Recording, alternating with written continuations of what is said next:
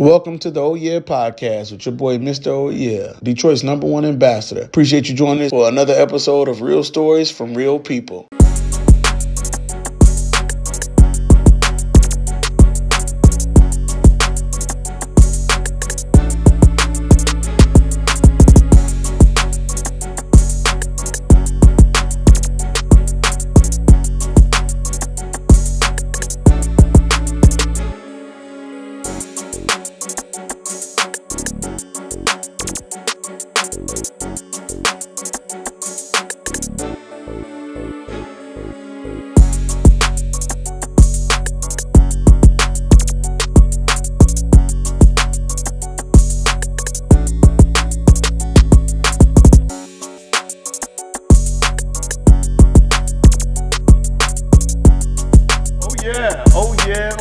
Welcome to another episode of the Oh Yeah podcast with your boy, Mr. Oh Yeah, Detroit's #1 ambassador. Thank you for joining us again at the legendary Floods Bar and Grill, where every Wednesday night it's All Industry Connect, where we take time to make sure every Detroiter has an opportunity to connect and meet with some of the most influential leaders throughout our area, man. And it's always a good time with my partner, Liquor Guy Dwayne, and DJ Cuts, the legendary DJ from Detroit. So please come on down and check us out. And as I say, every week, we look to have a discussion with real stories from real people. And it's always a blessing when we got somebody from Detroit.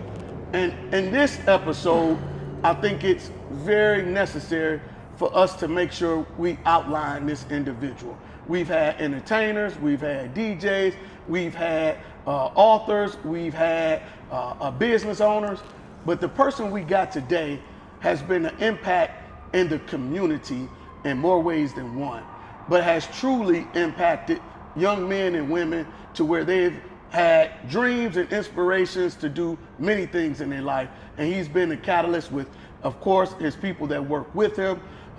He is a representative of the best high school in the city of Detroit, King High. We want to introduce to the Oh Yeah podcast, Sound Mind, Sound Bodies president, my man, Curt Blackwell. How you doing, sir? I'm great, man. Thanks for having me here, my guy. Man, thank you for being here.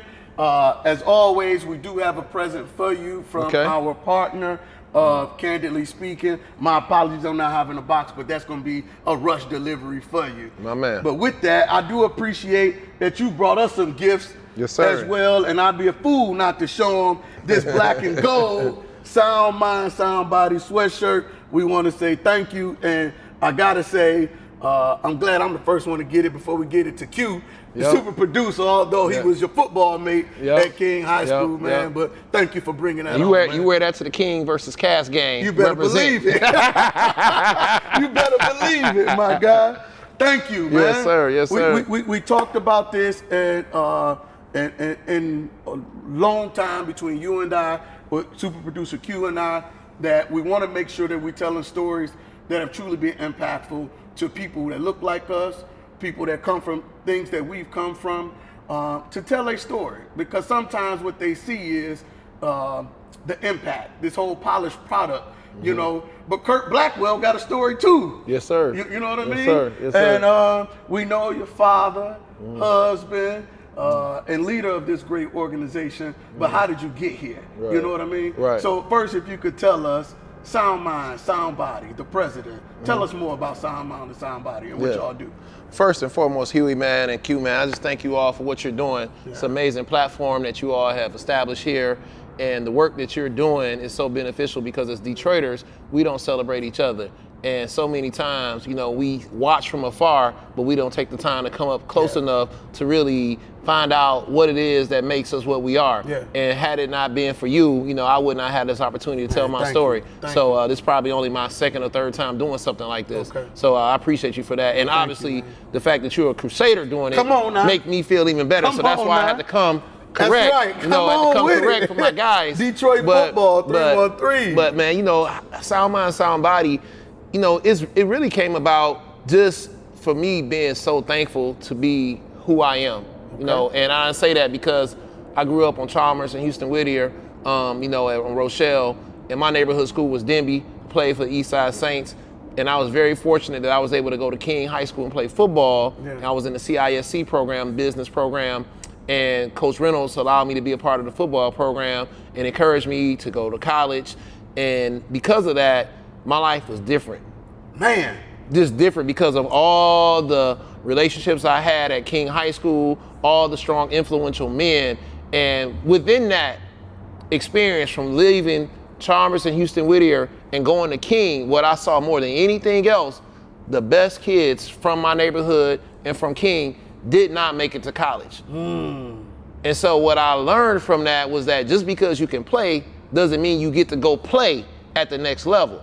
And so I always was attracted to wanting to give back because I was so grateful and thankful. You know, my stepfather married my mom and my life changed because I grew up in a single parent home. And my dad had restaurants, Alabama style chicken and fish. And I grew up, you know, working in the restaurants. And that was another positive male that helped change our lives. Yeah. You know, because of him being in my life, I was able to see things that I didn't see prior to that. Yeah. And so once again, all of those figures really just influenced me, and I felt like obligated to do something. And in the city of Detroit at the time when I came back home, I didn't see a lot of people really wanting to come back. You know, it seemed like the goal was graduate from King and go somewhere and be good, but don't be great here in the city unless you're out in the streets. And I was saying, like, I want to be great with my people so that the kids who are in our community can have someone just like I had. Come on. And so Sound Mind, Sound Body became like a vehicle to help young people to use athletics as a vehicle to help transfer their life into bigger and better things. And so we just felt like, you know, having sports is like a mechanism to get kids to run through a brick wall, but not only just play sports, but be a good person, be a good student, and a good leader. And so that's what Sound Mind, Sound Body has been for me and my motivation. Obviously, our program is way deeper than that, but that's the motivation and that's the story behind me wanting to do the work that I do here in the city of Detroit. Yeah. Thank you. Yeah. Let's and I know that's a lot. That's a lot. That's a lot. But I'm glad you said it in that because we're going to go through that whole walk. Right. But the fact that you went there, I can see the emotion coming right out of you early, and I appreciate that. Yeah. But Sound Mind, Sound Body officially is a football mechanism to help young men become better individuals, students, and citizens to the world, it sounds like, right? Sound Mind, Sound Body is an academy. Yes. And it started off as a football camp. Yeah. And we work with everybody now. Football, cheer, basketball, and we use athletics as a vehicle to teach young people to exert equal amounts of energy to athletics, academics, and life skills. We want to de-emphasize the overemphasis on sports and make them spread out that emphasis to being a good person and a good student. So if you work hard at football, that shows you're a hard worker. Now you show that you're a hard worker. Now you can be a hard worker in the classroom and at being a good person. Let's use these skills. That's what Sound Mind, Sound Body is. So we just really just taking sports to make them go to class and to make them say yes sir, no sir, whether you're a young woman or a young man. It's just the petroleum. It's just the gas to keep them going. Yep. Now, and officially you started Sound Mind, Sound Body when? 2004. 2004. 23 years old. 23 years old. That's what I was about to get to, man. Now, before I get there, let me acknowledge something. That's huge for a 23-year-old man to have this vision and to start that. And it started here in Detroit, correct?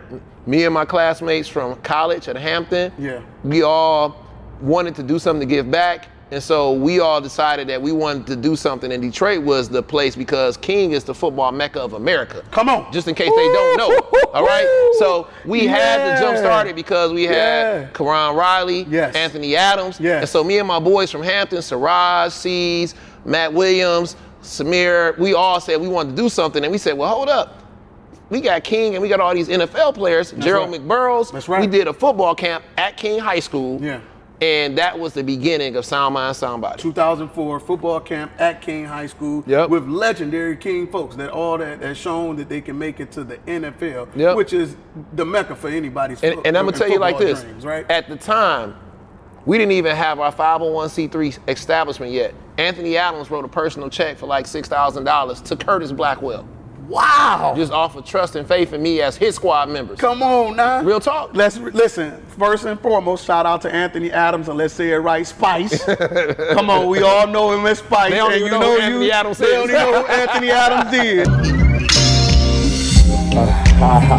is. Spice, you know you invited. We want you on here to the Oh Yeah podcast. We got to tell your story too, man. But that's monumental because that's a sign of faith and brotherhood very early on when somebody is working with you and saw the dream, but came from that as well. Yes, sir. Eastside Detroiter as well, right? Man. He was in the NFL and he came back. That's huge, man. So your college mates, y'all are able to create it. Now, very early on, let me say this. This is my story with Sound Mind, Sound Body. Because in my mind, I was always a football star now. But you know. Eastside Coast. Eastside Coast. Eastside Coast ain't nothing but the best. But I didn't make it to that. Maybe if I had a Sound Mind, Sound Body early on, ain't no telling where this short brother would have been. But you know, but I remember coming home from school, a graduate of Southern University, and my youngest brother, we're 11 years apart, and he was at Crockett.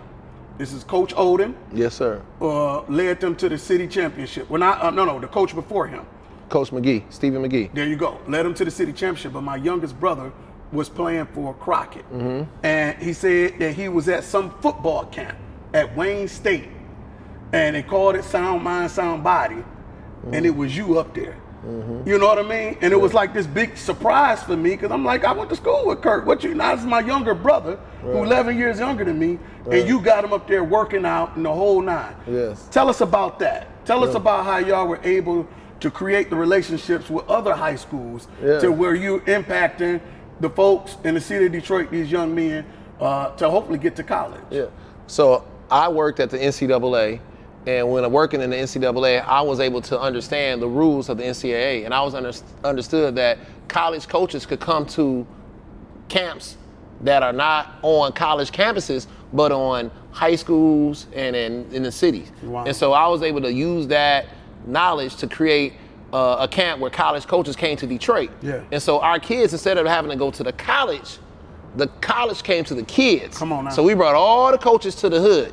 And so by doing that, our kids were able to get evaluated. But now here's the kicker. Instead of your brother having to go to Eastern Michigan, Western Michigan, Central Michigan, Ohio State, Cincinnati, Toledo, he came to one camp and all those coaches were there. Yeah. So now your family saved time and money by doing a one-stop shop, almost like going to an outlet, versus going to a boutique store. Yeah. And so what that did was save time and money for parents, plus we were in the city. The biggest thing though to complement that and what made it really relevant is that, and this is probably what I'm most proud of, and out of all the things I've ever done, is that we were able to get everybody in the city of Detroit to work together.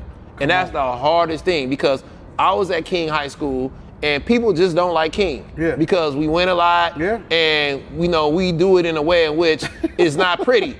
Because you lose to us, now you want to come work with us. That's so right. all these NFL players, this winning program is hosting the camp. Now we gonna come in and camp with y'all, but they put aside all of that for the greater good. And we created something powerful because we got all the top players, all the top high school coaches that all meet up at Wayne State. And so the coaches said, well, hold up. You all gonna come, we gonna come and see you all because you all there. Right. And so it became a big to-do because it was like a one-stop shop for the college coaches and for the kids. Yeah. And everybody it created a win-win. It was a win-win for everybody. And so kids started getting scholarship offers who never got scholarship offers before. Yeah. Because you're saying that basically, I'm from Southfield, I'm from the West Side, I'm from Brightmoor, I could just drive up to Wayne State and I could see all those college coaches, 300 college coaches in Detroit. Yeah. Man. Which is impactful for more than many reasons, but before that, I would assume you had to really be putting up numbers for those coaches to come see you, right? Is that not what was going on? Like you had to be the star of the school from Southfield, the star from the school out of Muskegon. Or hope your coach was working really hard to put you out there, or hope your parents had money and resources and time to drive you. I mean, because even if your parents got money, like, could you have taken your brother to 10 camps to get seen by 10 different colleges? No. Think about how much time and money it would take to go from Eastern Michigan to Western Michigan to Toledo, Bowling Green, Ball State. Yeah. I mean, that's a whole 2 weeks off of work. Yes, it is. Yes, it is. And more than that, and only because we went there, because you're naming some schools that are here locally. But Curt, you had built that to be, well, it was known across the country. To my knowledge, I want you to say these names, college coaches that were coming from all the best programs from all over the country. Is that not correct? Yeah, Urban Meyer, Mark D'Antonio, Brady Hoke, Jim Harbaugh, Brian Kelly, I mean, we had thousands of college coaches. We've had over 20,000 students have been to our camps, and we've had over 3,000 kids earn scholarships at our camp. Over 400 are playing in the NFL. Right now, currently, Detroit has the second most NFL players from any city in the NFL. Yes. And out of that, like 13 out of the 17 that are in the NFL attended Sound Mind, Sound Body.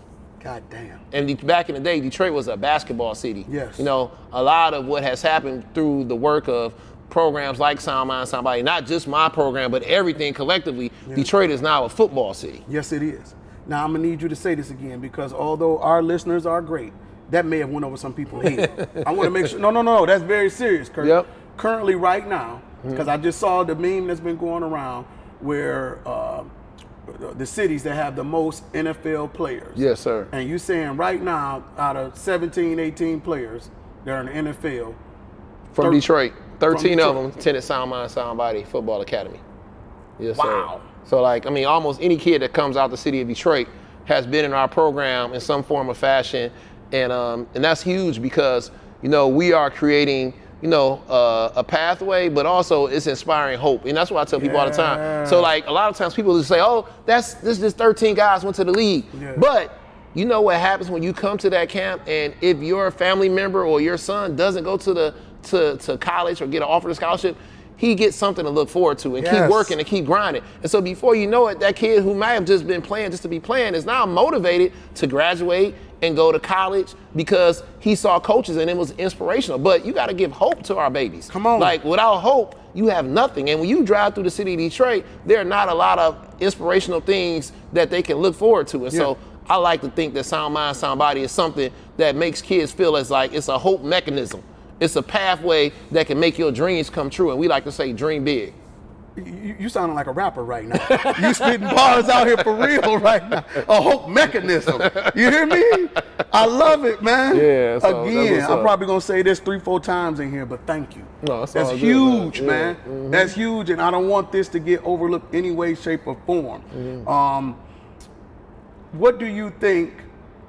And really, how were you able to forge or create these relationships with these brand name or, you know, legendary coach from all over the country to come here when what you're talking about from 2004 to 2022, we saw a true exodus of citizens leaving the city of Detroit. A lot of these high schools, if not closed, had a huge decrease in enrollment.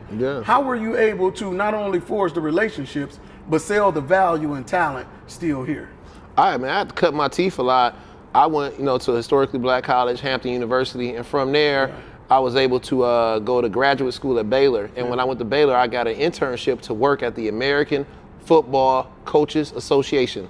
It's the national governing body of all coaches, high school, college, and pro. From that, I was able to get connected and get that certification of being tapped in with college coaches all across America. So even though I'm from Chalmers and Houston Whittier, I'm working in Waco, Texas with the national headquarters of college coaches, going to the annual coaches convention.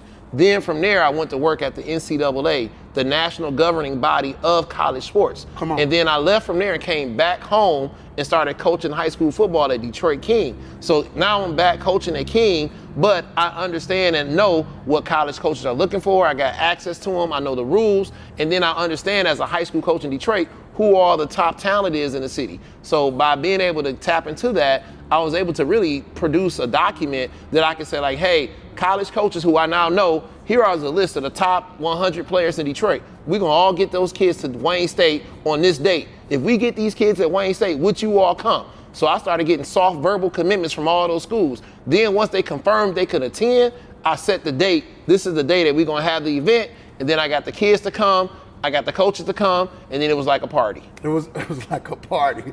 We ain't talking about yet. We know you used to throw parties now. Come on now. I got my insight here, you know what I mean? But again, that's huge, man. And how long was that the platform, or how long was that the way you did business? So to speak, I really did that up until I left the city to go to Michigan State. You know what I'm saying? So really, I did that for almost like, you know, say 12 years, you know, and then in like 2013 or so, I got offered the opportunity to go, and I should say I got offered several job opportunities to go work at colleges because colleges were starting to evolve where they wanted to be more like NFL teams where they have a scouting department. Correct. And talent evaluators. Yeah. And so schools were offering me positions and said like, hey, you have all these relationships with coaches in the high school level, you know all the players, you know all the parents, you know all the trainers. Why don't you bring all of that to my campus and help us do what we do? And so once I did that, it changed a lot because then I got on the other side, which I never really even wanted to do that because when I worked at the NCAA, I was at the pinnacle at 22 years old. Yeah. I'm working at the NCAA with a master's degree, and I left that to come coach JV football and fried chicken and start a foundation. Yeah. But I did that because I really wasn't searching to be on that level. But once Sound Mind had grew, I said, man, I got offered something that I couldn't turn down. And that's when I went to Michigan State. And from there, Sound Mind, Sound Body changed because I saw things differently because I had a different view because now I was looking at it from the view of the college coaches and I said, man, this is a way bigger industry than what I ever imagined. Yeah. And before we go any further, I think it's time for us to go back. Yep. Because I think that is a high point of your story. But again, Chalmers and Houston and Whittier. Yep. Boy from the east side of Detroit. King High School. I don't want us just to glance over that story, and it took you to Hampton University, a HBCU. I'm a huge proponent of HBCUs, yes, sir. And us sending those that look like us to those institutions. I believe they're a great home for us, and they prepare us for more than just life can offer us. You know. Right. But it was because of your football talent that you were able to go to Hampton as well, correct? Yes. Tell us about them times, and I'm going to say it because I know somebody is saying it right now when they watch this, the legendary Hit Squad, right? Yes, yes. Please tell us about this time at King and how it got you over to Hampton. Coach Reynolds. Come on. God rest his soul. You know, I mean, I was committed to Central Michigan, and my boy Deion Hunt was committed to Kent State. Yeah. Coach Reynolds was like, hell, you gonna go take a visit to a black college? Let me stop. Hey. No, because I was gonna tell mine, and that's how my story was gonna start about Reynolds. But go ahead. So he said, go visit. Only thing I knew about Hampton was Rick Mahorn and the Bad Boys. Okay. I had no idea black colleges were different world, you know, and you know, Dwayne Wayne and all that. That's what I never visited a black college. Okay. So Coach came in, Coach said, go take a visit. Yeah. We're committed. Deion's committed to Kent State, I'm committed to Central Michigan. But once again, my high school coach, my mentor, influencer, he makes us go take this visit because we can take as many visits as we can since we're, you know, recruitable athletes. We go down and visit, and we get down there on that campus, and we stranded at the airport. They didn't even pick us up on time. Then they, instead of picking us up in a nice car, they picked us up in a cargo van. And then after they pick us up late and in a cargo van, they take us to the cafeteria. Now in every other visit that me and Deion went on, we went out in nice cars, they waiting early on us, and they taking us out to a nice fancy steakhouse. Yeah. So we like, man, we ain't coming here. This ain't looking good. Man, we walk in that cafeteria, you saw it. The finest woman I ever could imagine. Then they drop us off in the dormitories and not the hotel rooms. And they say, and they just turned us loose with all the boys. And we was like a mob, just hanging out with all the football team. And it was like a big fraternity, all the football players. And we went to the party and we hung out. And I said, man, this feel like high school. This feel like Detroit. And at Central Michigan, no knock, I felt like I was just an individual. But at Hampton, I felt like I was with my brothers. And I felt like I was with my people. And I felt like I was at a place that was made for me. I didn't feel like I was someplace where I was trying to fit in. I felt like that was me. And so after we had that experience over that weekend, the Sunday morning we were getting ready to come back, Deion was like, Curt, man, I'm committing right now. I said, you about to commit? He said, yeah. I said, for real? He said, yeah. And I was like, dang, man. I was like, I'm gonna go home and think about it. He's like, man, I ain't waiting. I said, he's like, bump it. We both committed. Wow. And that was just like that. It only took like 72 hours and we were at Hampton University. And that did it. And that did it. Best decision of my life. That's what I was about to ask. Looking back, by far, best decision of your life. Best decision of my life. Best decision of my life. Because I think what I realized growing up in Chalmers and Houston Whittier on the east side, I just thought that people, you know, like it was extremism for me. I thought you was either a nerd in a square or you was you know, you was in the streets. You know, but at Hampton I realized like guys shot dice and was still class president. Yeah. You know, guys might drink and party and smoke and do whatever, but they still 4.0 student That's and right. got their own business. That's right. DJ Envy, That's Hampton, right. DJ, That's right. party promoter, That's you know. right. And so I said, man, the duality, you could be yourself and still be good. I didn't get to see that growing up in my neighborhood. Yeah. I saw the one extreme or the next. Yeah. You either was square or you was on the streets. I didn't and so it gave me that confidence that I could be whatever I wanted to be in this society and still be good. Yeah. And so that really gave me everything that I needed. It gave you the push you needed to be where I am right now. Come on now. Yeah. I love that you say that. I made 2 great decisions in my life.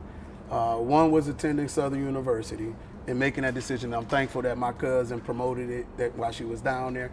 And I didn't play ball, but you're right. Once I saw everything, there was no doubt in my mind this was the place for me.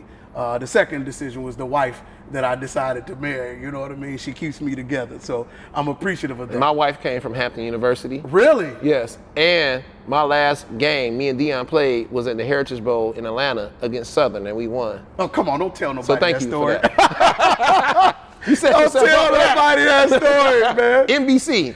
And they put his squad on the screen. Are you serious? Yes. Norm, James, Big Buddy, Buddha, yeah. Buddy, Kelly Yeah, McClendon, yeah. Harry Jolliffe, Robert Smith, all of us. From Detroit King. Yeah, we had 7 guys from Detroit I'm gonna on that look for roster. that footage. Jason Scott, Yes. all on the roster. Yes, I'm sir. gonna look for that footage. Yes. And y'all pretty much was the start. Y'all Yeah. start guys. I mean, you and Yeah. Dion, and then Yeah. everybody seemed like the floodgates opened Yes. up with Yep. Norm and everybody.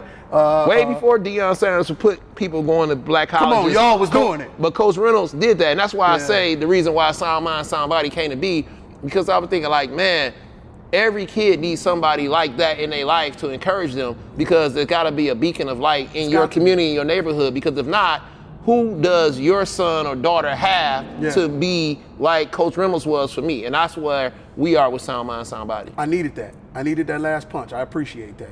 Because what I'm looking to connect the dots on is because, and I don't want to skate over this either, you come from a family of entrepreneurs as well. You said you came back to fried chicken. Your family is, I mean, let's say it, Alabama style fried and chicken. That's a legendary spot. You know, east side of Detroit, you know, you can get you some good eating. Walk us through that too. You know, I'm assuming you learned the recipe, you know what I mean? Yeah. But the business model behind it all, right? Right. I'm sure that's played a part in who you are today as well, right? Well, I mean, you know, I started working in a restaurant when I was 12 years old, and I worked one day cutting leg quarters. I made $20 working like a 10-hour shift, and I told my mom, I said, Mom, I want to do like my sister Turquoise and just stay at home and get $20 allowance. Like, I'm gonna work all this time and get 20. Yeah. I'm gonna stay at home. Yeah. And she's like, no, you gonna go to work. Yeah. And I was like, damn. I said, I gotta sit here, and I'm sitting there cutting leg quarters. Yeah. Cutting leg quarters, cleaning them, and then taking the trash out. And then by the 16, I was a manager. Come on. You know, and so I was able to see, you know, just what it's like to kind of be able to generate revenue for yourself. Yeah. And I learned how to deal with people. I learned communication skills. I learned how to have those interpersonal skills that allowed me to relate to all forms of people, from the people who come into the restaurant begging for food, to the people who stealing from my dad, who are our own people, to the people breaking into the restaurant, and they're the people that just came and bought the food. And so I got a chance to see all of that, and it gave me a perspective that I did not have. Plus, I learned how to get up every day, whether you like it or not, and work. You know, and it's there is no such thing as a day off when you working for yourself, because you only eat what you kill. That's right. You know, and so every day you got to get up and go get it, and that gave me that desire to want to move forward, and that's the reason why I came back home, because my father, he was transitioning in his life. You know, he had some health issues, and he wanted to enter the ministry. So he started his church as a pastor, Doers of the Word Ministry, the year I left the NCAA and came back home to Detroit and started frying chicken. But because of all that my stepfather did for me and my family, I felt obligated to come back and support the family business, because without him, I would not even been able to make it to where I am right now, even going to college. And so that was a blessing that, I was just very thankful for, because I know I would not have the perspective I had it not been for his influence in my life and what he did for my mom and my family as a whole. It was a no-brainer for you. Yeah. Well, it's speaking to the foundation, it's speaking to who you are, it's speaking to why you're able to do what you're doing now going forward. But I think what was very valuable to this story that you're telling right right now, is I see the humbleness coming out of you, man. Even when you talk about you coming back home, it wasn't necessarily the obligation. It was the humbleness to say, man, I come back to fried chicken. It was just that simple for you, right? It's the business, it's the family business is what was needed. But man, I'm just coming back to fry some chicken, right? And I don't think that you're selling something. That's just your humble approach on. It looked like how you take in life. It seemed like. Is that fair to say? Oh yeah, for sure. I mean, I just think like, life is all about, your perspective, and like if you're able to see what you have, then you're able to maximize what you have. Come on. And so many times in life, we dealt a lot of things, but what you have to do is focus on what you have and not what you don't have. Yeah. And so I always just focus on the fact that like, man, this is what my blessing, but it's not a blessing unless you do something with it. Come on. You know what I'm saying? So your blessings are based upon what you do with it. And so God can't give you more until you maximize what you have. Yeah. And so I just felt like that was my blessing in my life. And so I always just paid it forward, and I fed what fed me. And I felt like, that just allowed me to grow because, honestly, having a master's degree, working at the NCAA, and then I'm in a liquor store frying chicken, and I'm getting people laughing at me talking about, man, you see that guy Curt? He in there, and I'm still doing trial and error with Sound Mind, Sound Body, but I'm still frying chicken and coaching JV football at King, and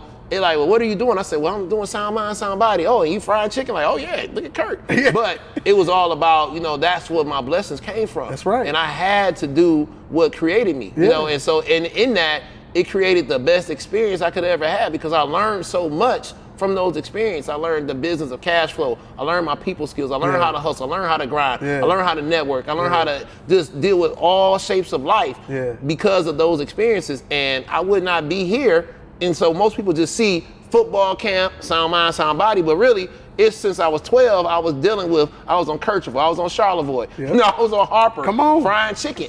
This is what we're about to start. Now I'm making this the inaugural thing. This is the journey moment. This is a journey.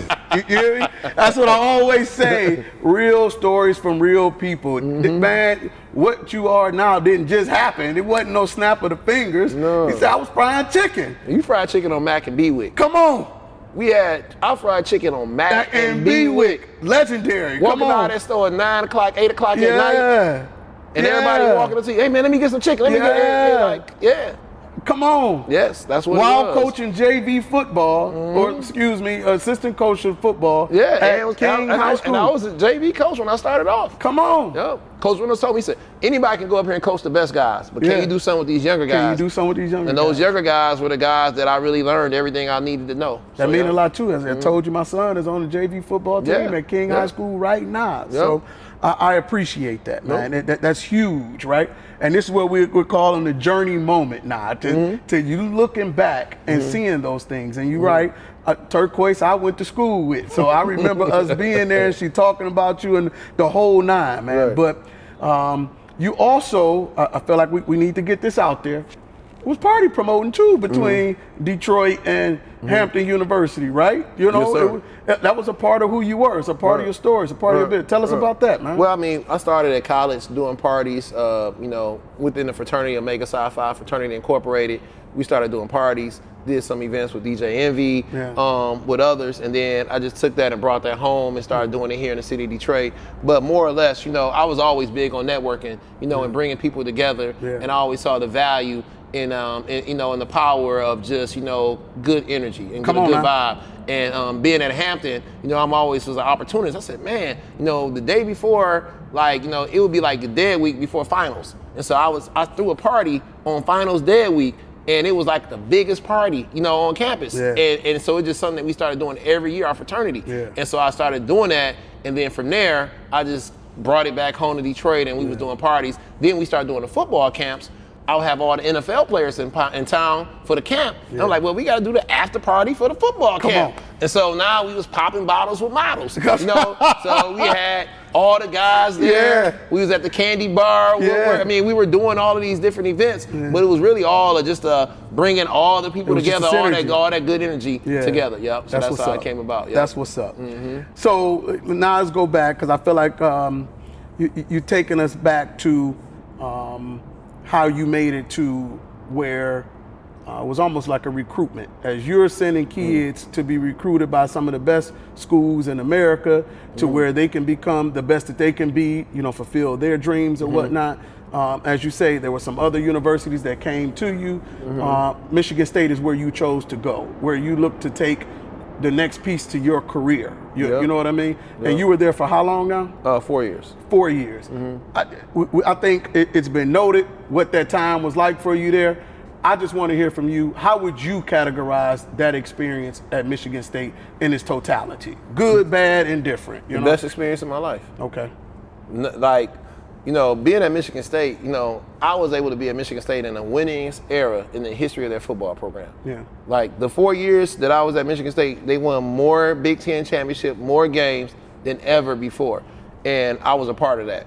And being able to say that is something that's going to be, I'm going to have forever.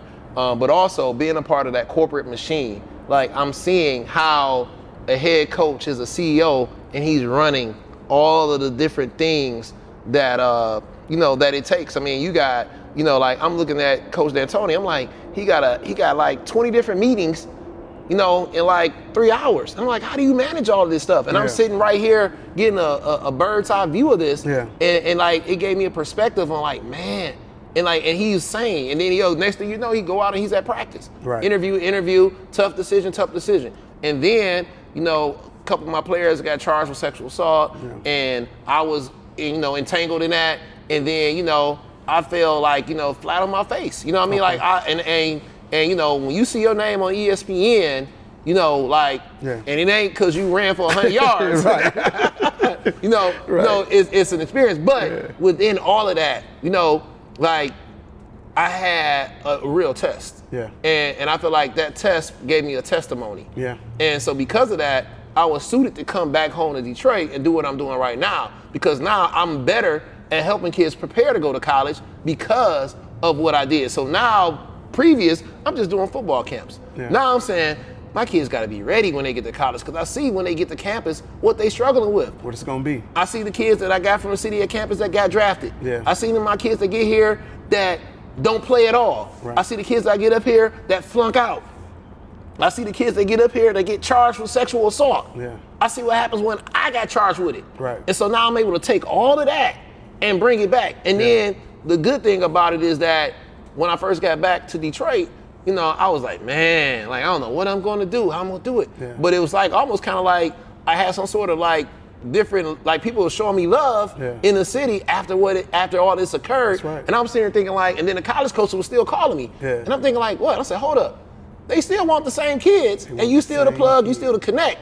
And I said, well, hold up. We still open for business. Let me shake it off. Let me get right. And so I just kept on keeping on, and then I embraced it. And like I said, I just thank God for everything. Like that doesn't kill you, can only make you stronger. And once again, it's all about your perspective. Yeah. So I looked at that, I said, man, thank God for me going through that situation, because now I can relate to my kids. Because in Detroit, to be a good minister to our young people, because what we do in this field, it's a ministry. It's a ministry. Anytime you're doing something that changes a kid's life forever, whether you don't have to be behind a pulpit. Yeah. If you're changing people's life forever, you gotta be able to have some credibility. You gotta have some scrapes and bruises to relate. Because when you look at what's out here in the city of Detroit, it ain't all pretty. It's not all pretty. And they gotta relate to you and understand that, what, I'm just like you. He been through something. We all, ain't nobody perfect. Ain't nobody perfect. And I can relate. Yeah. But at the same time, guess what? I'm seasoned. Yeah. And I can tell you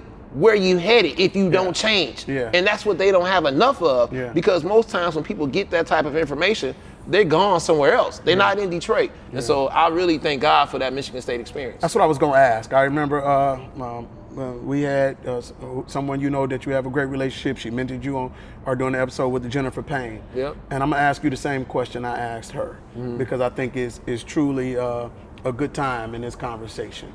Because you seem ready, Curt. You seem ready with going through that experience, being able to see what you saw. It's almost like you prepared for just more or anything, like you understanding both sides of this whole college road, before the college road, whether it's black school or white school, and what can happen to the purity of a young man or a young lady coming out of something You seem equipped. Is that not where you feel in this point in your life, or what? Oh yeah.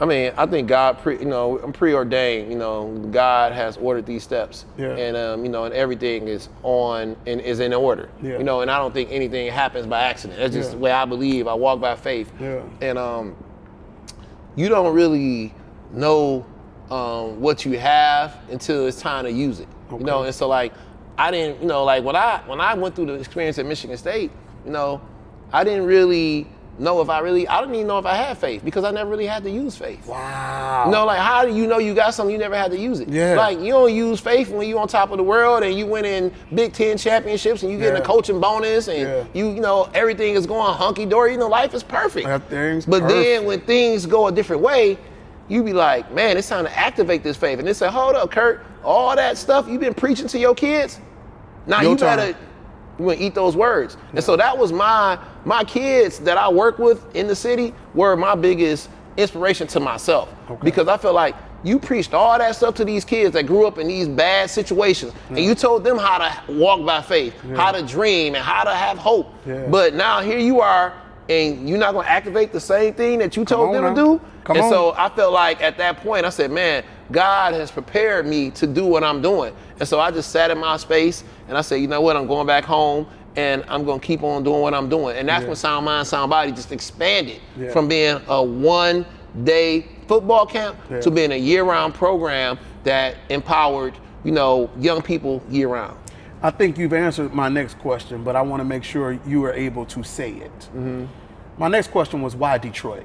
Mm-hmm. My next question was, what made you decide, after all that has happened, as you've been able to go see it from the highest of the heights in terms of NCAA football, the relationships with pro football, Waco, Texas, all around the country, why come back to the city of Detroit? Mm-hmm. I mean, I wouldn't be who I am if it wasn't for Detroit. And what I learned from studying people around the world, studying world history, most people cherish the soil from which they come from. Like, if you look at people internationally, they cherish that. Unfortunately, because of the way we were, just disengaged from our families as Black people, we have no connection to our soil. Yeah. But, if it wasn't for Detroit, I would not be able to survive Michigan State. I wouldn't be able to survive Hampton. I wouldn't be able to survive being in Waco, Texas. Come on. But if you could make it in Detroit, you can make it anywhere. Yeah. And so because of that, I felt like I was obligated. Just me. I can't say it for everybody else. No, but just me too. Me. I felt like, I said, man, why wouldn't I go back to Detroit? Because I was tougher than I realized I was. I was more mentally strong than I thought I was. I was a better athlete than I realized I was, because when I got to Hampton, I was like, man, I could play with anybody in America. That's right. When I got to Michigan State, I said I can overcome anything because of Detroit. That base did it for you. So why not give back to what produced me? Yeah. And that was the best decision I made, because I realized that, I had so much love for the city because I could relate and understand what's going on in the community, and I could see the needs because I could relate to the kids. Yeah. And so a part of why I wanted to be here and doing the work that I wanted to do is that if you understand what's going on, it's easy for you to service and provide the support that's needed. That's right. And so I could probably do this in Hawaii or Chicago or, wherever, but I'm not going to understand the community, the neighborhoods, the parents, all of that where I do in Detroit. Community. So Detroit was suited for me to do the work that I'm doing. And it's fitting you well, man. And again, I said I was going to thank you. Mm-hmm. It means a lot. Mm-hmm. And I'm telling you, it's obvious that even with me doing what I would consider to be limited researches that I needed to do, because I know you, right? Mm-hmm. But the city love you back, man. Mm-hmm. They appreciate what you're doing. And it's only going to get better. I know that. Mm-hmm. But before I go to my next point, I feel like it's important to say it. The Sound Mind, Sound Body, although rooted here in the city of Detroit, you've been able to take this across the country as well. Yeah. One of my college good friends came to me one day, and he's from Bogalusa, Louisiana. I know you've met him. I know you ain't gonna remember his name, but my man Larry Watterson. Let me shout out my boy Larry Watterson from Bogalusa. Okay. You, I think, were a good friend with one of his. He has a friend that pro football, and I'm mad that I don't remember his name. But he met you out on the East Coast, somewhere in Charlotte or DC somewhere, and was able to speak to Sound Mind, Sound Body, being in more than just in the city of Detroit. So I know that the footprint is out there. I know the word gets out, but I would be remiss if we didn't let you speak to that. Yeah, we have ran Sound Mind, Sound Body. So we were the first camp to really be sponsored by Adidas. And we did a national tour. We went to LA, Washington, D.C., that's the other home city where we started off at, Florida, Tampa, Miami, Atlanta, Chicago, Tulsa, Oklahoma, Switzerland, the Dominican Republic. Come on. We've been all over. We ran camps, Super Bowls, so we've been able to kind of run our program all across America, even internationally. But it's really just because of people were starting to come to Detroit, and as they were coming to Detroit, they were saying, bring this to our city. Yeah. And so we were just taking it to other people's cities during that time frame where we were just growing. And I think that was something that really allowed me to see, like, man, Detroit people will just run America. I realized, and I'm serious. It's like, it's just a confidence you have when you're from the D. Yeah. I mean, you can tell a Detroit guy wherever you go. I mean, and people just don't understand that. But like, when you in LA and you telling LA people what to do, or you in Chicago and they listening to you, I'm like, damn, listen, they Detroit in me. You just come in, it's what it is. But you don't even realize that until you get in that setting. And then you can see another guy from but when you outside, when you at a Hampton or you at a Southern, and you see other Detroit cats in the way we move, you see, like, usually Detroit cats are in the front. We not in the back. Yeah. It's just a certain way we do. We it's like just that alpha swag, males. man. Yeah, that's what's up, man. So let's talk about it. Let's talk about Sound Mind, Sound Body today, because it's kind of informed into something even new, right? I know that, my children have been a part of it, but now you're more still doing the academy, so to speak, but I know it's a lot of mentorship. I know it's a lot of folks that you're bringing in, speakers to talk to the kids, the educational components, all of that. Please share. Well, so Sound Mind, Sound Body has always been about emphasizing life skills, academics, and athletics, but we were only doing it at a camp setting. So the kid would come to our camp, and what's made Sound Mind, Sound Body unique was our curriculum. So when you came to a Sound Mind, Sound Body camp, when your little brother came there and you saw him, what most kids did not like about Sound Mind, Sound Body was that in order to go to the camp, you had to go through a life skill session. And so that was auditorium, classroom learning session where you would have sessions about STDs, test taking strategies, just being a student and being a good person. And then after you went through that session, you got your camp shirt, and then you earned the right to go and play on the field. So that was our motto. If the camp was 4 hours, you spent 2 hours in the classroom, 2 hours in the field. But most kids only wanted to skip and go straight to the field. But we wouldn't let you skip it because you didn't get your camp shirt until you sat down. Yeah. So when we evolved, we started doing more of that. We started saying, like, all right, if I want to help your little brother be better, I need to give him training year round, because one day is not enough to help them be good. That's right. One classroom session is not enough to change their mindset. That's right. One introduction to SAT prep is not enough to get them ready for the SAT. Yeah. And so what we do now currently is we have year-round programming. We got 4 main programs that we run. We have a United States Department of Education grant that we run inside of King, Harper Woods, Denby, East English Village. It's an academic talent search program. It's a college success program. And so we're just basically college counselors for students within those schools. We also have the Youth Association where we run cheer, football with all the kids within the city. We do that. And that's a big deal. Over 3,000 kids are in that program. We are the largest vendor for summer programming in the Detroit Public School District. So we run programs for over 1,000 kids in the city of Detroit every summer.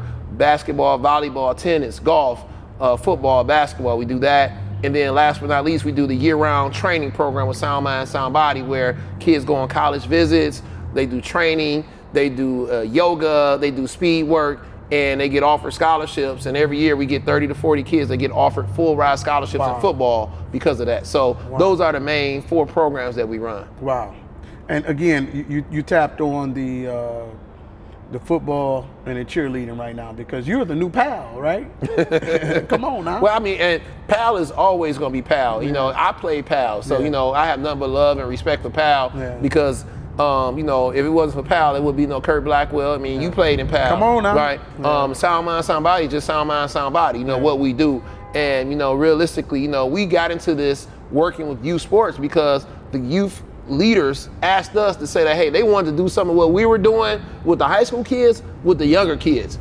And and I'm like, man, it's not like I don't have enough to do already. But I feel obligated to help my community. You know, I wasn't really looking to start a youth organization, but I felt like, you know, if there's a need and I can be of assistance to my community, I got to do it, especially for your daughters. Come on, please now. Got to get my girls right now. Got to get my girls right. So tell us then, for anybody who wants their child in the Sound Mind, Sound Body program, where should they go? They can go to soundmindsoundbodyacademy.com, or they can email us at info@smsbacademy.com, or they can go to Twitter or Instagram, and our handle is @smsbfootball, and they can send us a message. Our link to our website is on there, and we have plenty of resources that we provide to our young people. We got mental health support, we have food programs, we have, we do a lot of different things that are really, we're just trying to give the kids the support they need in all the areas, because once you start working with a young person, you see the needs, then we just start connecting the dots to make sure they have what they need to be fulfilled in their life. Bingo. Mm-hmm. And again, they know where to go, they know what to do, they know what you're doing in the program. Yeah. I want to talk about the results now real quick, and I'm assuming you got some of these numbers.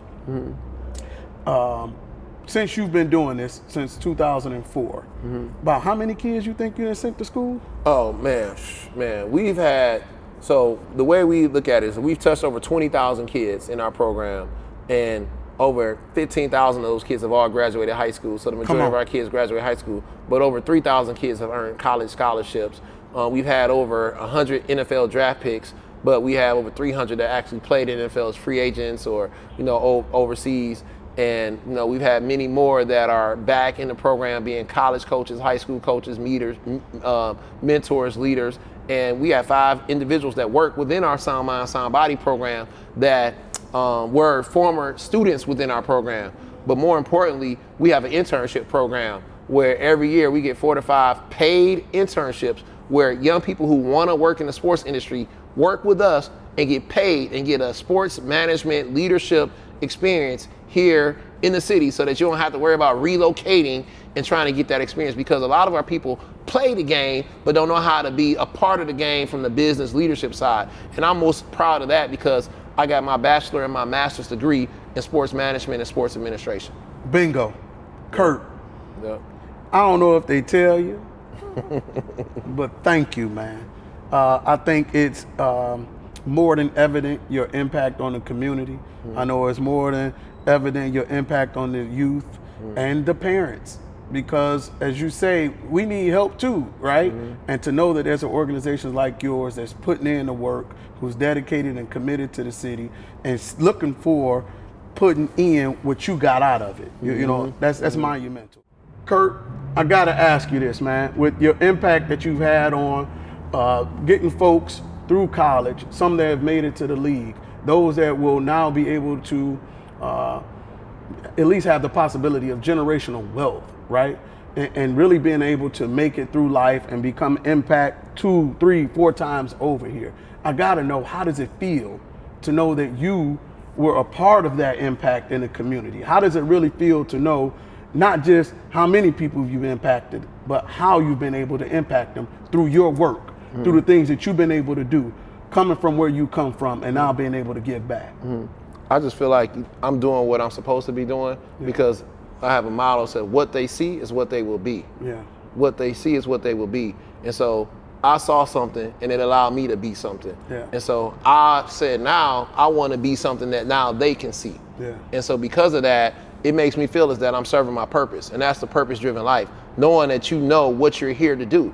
And this is what I'm supposed to be doing, is being a light of hope for our community and giving back to the same people that gave me what I have. And I feel like, my coach Reynolds told us one thing. He said, life is all about just doing to others as you would have them to do to you. So I know there's a lot of rules, there's a lot of, all these laws, but one simple golden rule: do unto others as you would have them to do unto you. And so I feel like I'm treating other people's kids the way I want somebody to treat my kids. Come on. I'm treating people the way I was treated. Yeah. And so I don't feel nothing good or grand about myself because I'm just doing what I'm supposed to be doing. It just so happened that I found a way to actually earn a living and provide for my family doing the things that I'm supposed to be doing. Yeah, feel like you ain't even working. I don't feel like I'm working. That's why I tell young people all day, every day, like, God gives us all genius level talent, but we all don't have the faith to step out and just do that. But like I say, when people say sound mind, sound body, if you were to go somewhere and say sound mind, sound body in